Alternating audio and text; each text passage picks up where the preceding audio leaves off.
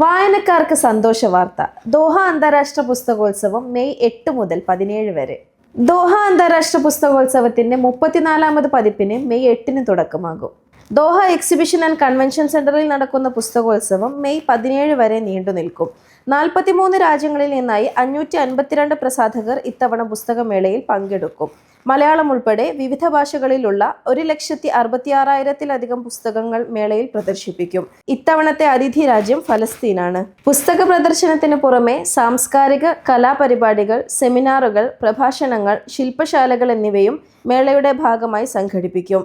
Gulf, Arab, അന്താരാഷ്ട്ര പ്രസാധകരുടെ ശക്തമായ പങ്കാളിത്തത്തിന് പേരുകേട്ട ദോഹ അന്താരാഷ്ട്ര പുസ്തകമേള മേഖലയിലെ ഏറ്റവും പഴക്കമേറിയതും വലുതുമായ അന്താരാഷ്ട്ര പുസ്തകമേളകളിൽ ഒന്നാണ്.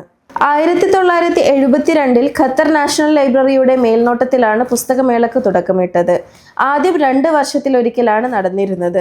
2002 മുതലാണ് ലോകമെമ്പാടുമുള്ള പ്രധാന പ്രസാധകരെ പങ്കെടുപ്പിച്ചുകൊണ്ട് എല്ലാ വർഷവും നടത്തിവരുന്നത്.